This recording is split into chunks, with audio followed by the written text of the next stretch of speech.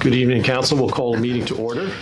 Next, Council, we'll move to our public forum and appearances before the Council. We have two citizens who are going to be making a presentation on the program that Alliant Energy is planning for 2019, which is to introduce a smart meter to their system. There's a community information meeting on Thursday, the 16th, so 3 days from tonight, where there'll be an open house with technical representatives from Alliant, along with the equipment and customer service folks, to address a lot of the issues that will come up within our community. So there is more information to be gained this week as well, but I'd introduce Kathy Matara and Robert Palmer. Honorable Mayor and City Council members. Is this on? Does it even need to be on? Okay. Yes, we can hear you fine. Okay, sure. good. That's mostly for the recording apparatus that we have. Okay. The purpose of our presentation is to inspire you to vote for a whole town opt-out of the smart meter technology.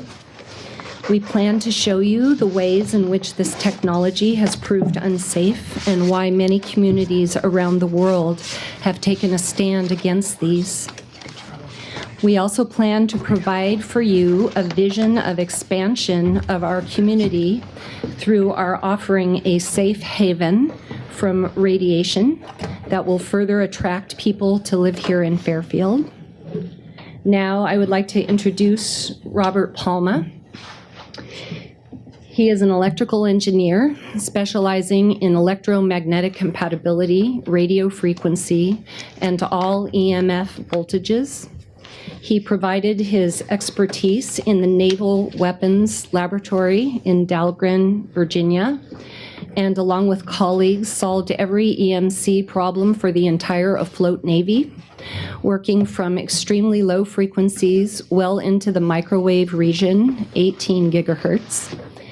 In that position, Robert designed the first ever high impedance voltmeter to measure aircraft to deck RF voltages. He was later hired at Naval Research Laboratory and became the lead designer for electro-explosive device subsystems. He was one of the two government engineers who set the electromagnetic compatibility ordnance safety regulations for all space shuttle launches. Both NASA and the Air Force gave him an award for this. Robert will discuss the safety of smart meters. Mayor Ed, I speak a lot more quickly than Kathy does. The remarks now made are the opinions of the speakers. Concerned members of the community strongly believe that EMF, electromagnetic fields, is harmful and that deployment of smart meters will cause deterioration of health for everyone in Fairfield. I have spent the last 5 weeks refreshing myself on relevant research from refereed journal publications. I have read and studied many hundreds of articles on the harmful effects of electromagnetic fields, EMF, to human life. Based on that research, I have written a 21-page open letter to the community, which is in peer review now and will be published in roughly a week. My remarks today are a microcosm of that. It is my opinion that anyone who offers an analysis to you of the potential harm to human life of EMF and has not done the same due diligence that I just articulated is not offering a useful analysis. To dispel some confusion, EMF, electromagnetic fields, and RF, radio frequencies, are the same thing. RF is just the use of EMF to convey information, voice, data, video, radar for direction, etc. Microwaves are EMF. They're just very, very short ones. Every EMF has a wavelength from thousands of miles to little teeny tiny ones, and the small ones are just called microwaves. It's all EMF. Research has shown that EMF at any frequency can cause a health problem in human physiology, from very low frequencies like 60 hertz all the way up to microwave frequencies at 18 gigahertz. Cell phones and cordless phones at 900 megahertz are not in any way an exception to what I just said. You can have an old style cordless 900 megahertz phone, and you can have a new style DECT phone, D-E-C-T, digitally enhanced cordless phone. The old style one is not pulsing. The new one is pulsing a lot. So the damage to the health from the EMF from the pulsing phone is much worse. Okay, I'm going to go very quickly through this. Topic 1. There are suggestions by some that there is no research showing harmful effects to EMF from EMF to human life. In 1972, the United States Navy published a study on damage to human health from EMF, and they included a bibliography that had 2,311 studies already that had been done in 1972. Dr. Beatrice Golem, who is an MD and a PhD, professor of medicine at UC, University of California, San Diego School of Medicine, wrote a letter that was a plea to the California government to stop the onslaught of EMF, and in her paper, she had 360 articles referenced. Dr. Andrew Marino, PhD, and his colleagues at Louisiana State University, just that small group, has published over 120 research studies, all published in refereed journals, on the harm to human life from EMF. And finally, 6 doctors in Oregon published a report where they cited more than 100 previous studies on harm to EMF. Harm from EMF to human health. Topic number 2, understanding the mechanism of harm. This is very important, ladies and gentlemen. It's far more than the thermal heating effect that the FCC would have you believe. In your handouts, please listen to Dr. Martin Paul. The thermal heating effect is only a small part of the story. Dr. Paul, P-A-L-L, has ideal qualifications. He's a physicist, so he understands the electromagnetics, and he has a PhD in biochemistry. He's been studying this for 18 years. If there's just one thing on the internet that you do after this meeting, today, tonight, whenever, listen to Dr. Paul, please. Understand clearly that the electrosensitive people who respond immediately to the onset of radiation are not any different, really, than people who don't. Dr. Paul explains that for most of us, it's a gradual deterioration of health that is not noticed until some major health condition comes along and bites us. So it is not that you and me are the tough guys and we don't experience it. The electrosensitive people are not weaklings. They just happen to notice it consciously, immediately, but the rest of us can go obliviously until the 11th hour. Topic number 3. The FCC so-called safe exposure levels. FCC levels are found by many to be very high, which means very unhealthy. Many research studies of highly credentialed individuals and published in refereed journals show negative health effects from EMF radiation that is tens of times, hundreds of times, and thousands of times below the FCC allowable limits. The Harvard University Center for Ethics wrote a paper entitled Captured Agency, How the Federal Communications Commission is Dominated by the Industry It Presumably Regulates. And this is why most people are distrustful of the FCC. And then very briefly, in that section of your handouts, there are 2 sites.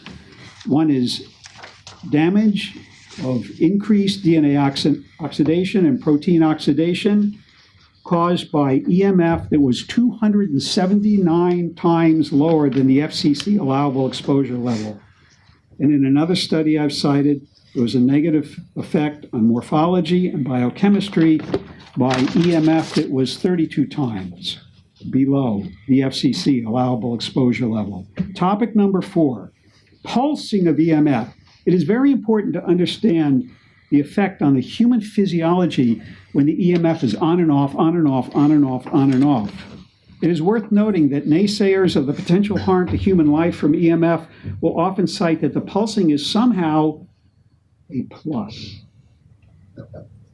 They will mention that the pulsing can effectively reduce the average power.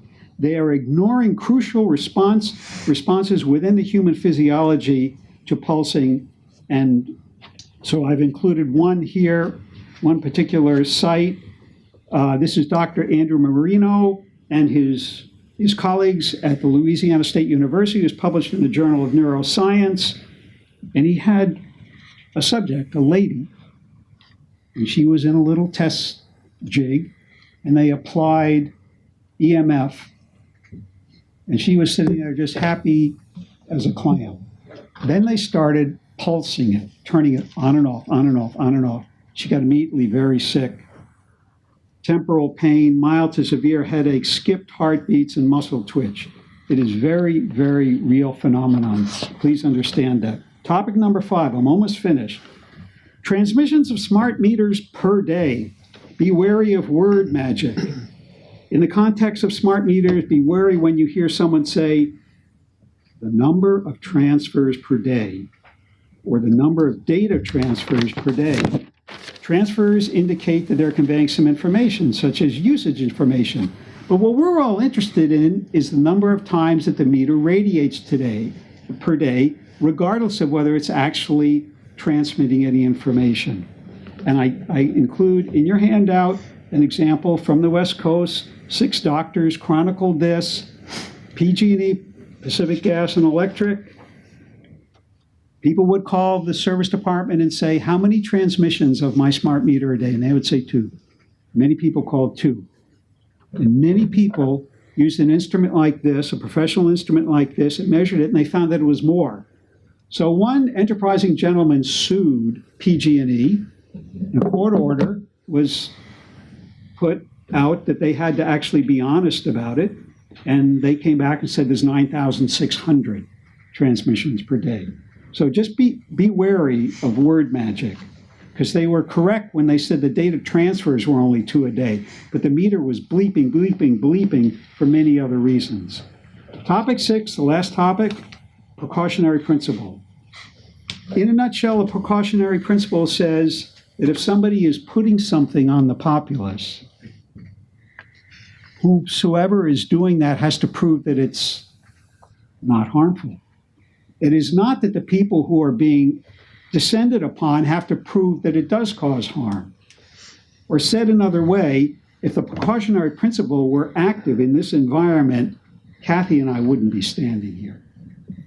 So finally, ladies and gentlemen, we don't want digital meters either. Digital meters do not radiate RF, but they have an electronic power supply, switching power supply in them, which puts dirty electricity on the power lines. It comes into your house, it radiates into the space.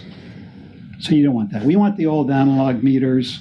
They last 30 to 50 years, and the newer ones last 5 years, and they have a reputation for exploding and burning down houses. Finally, this is America. We want to work in areas that interest us, raise families in a safe and not oppressed environment. Notice that I said we want to work.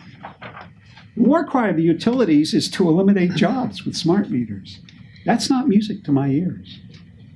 I love the meter readers. Kathy interviewed the Alliant meter reader, ran into him on the street, and very nice young lady.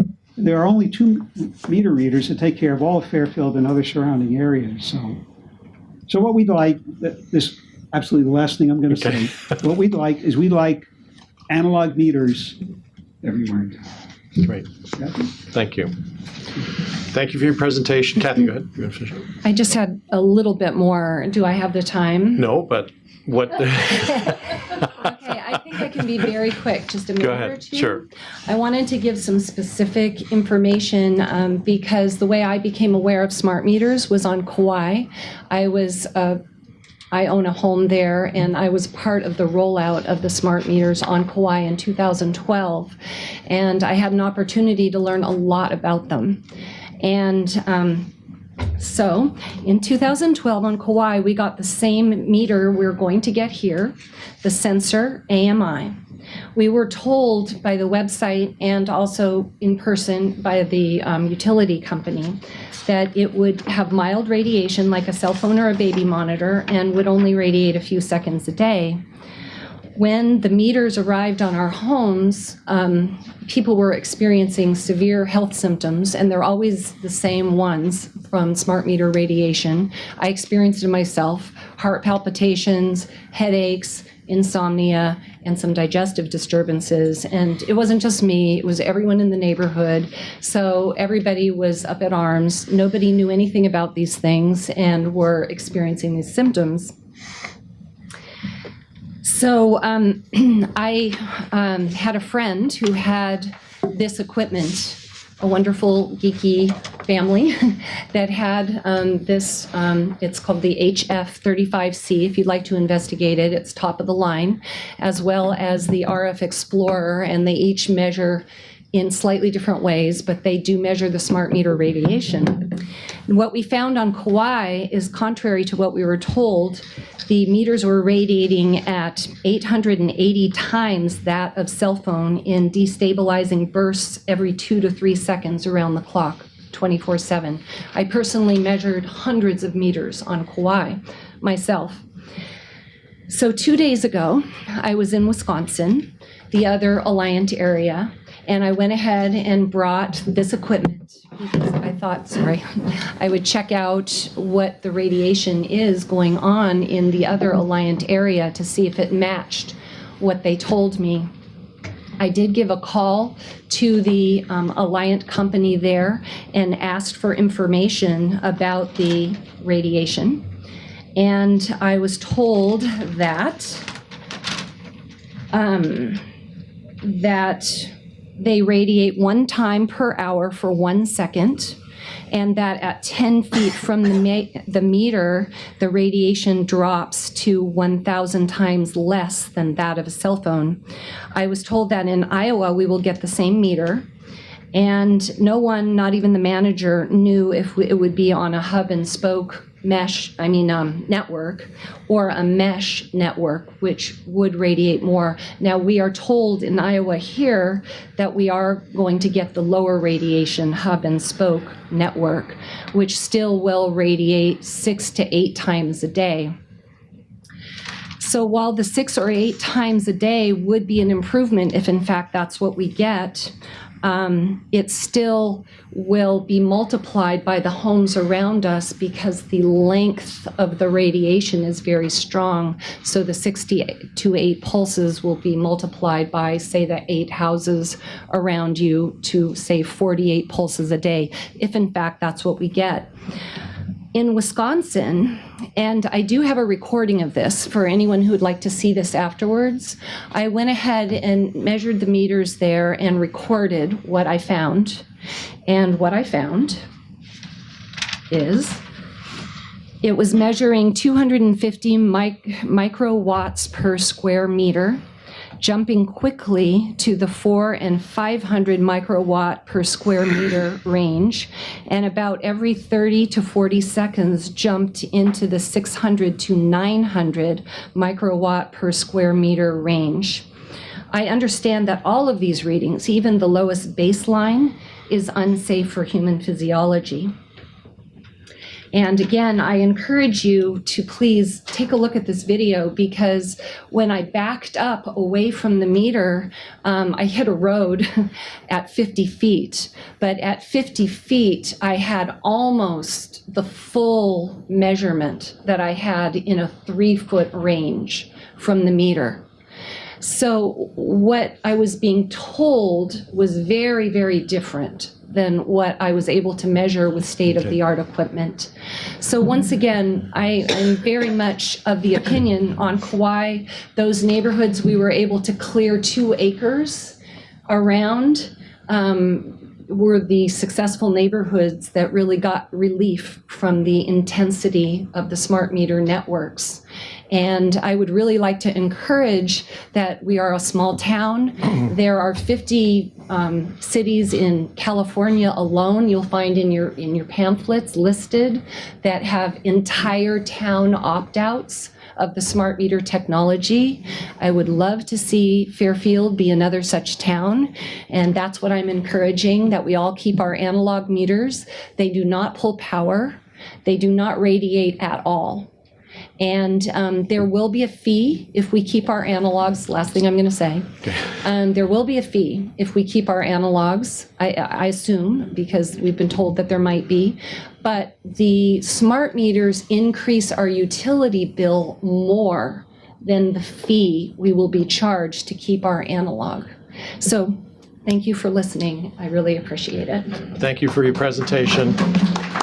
And thank you for the materials. And Council, I would recommend that everyone make some time on Thursday. Alliant is having an open house at the Arts and Convention Center between 4 p.m. and 8 p.m., so you can go in at any time.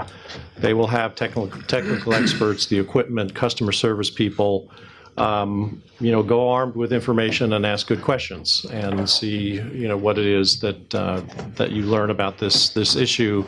The request for the city to adopt, a wholesale opt-out policy, it's a huge step.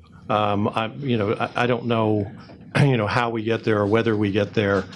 But I think, as a governmental body that does have a contract with the utility, the first step is to get educated. So advise everyone to do that on Thursday. Thank you.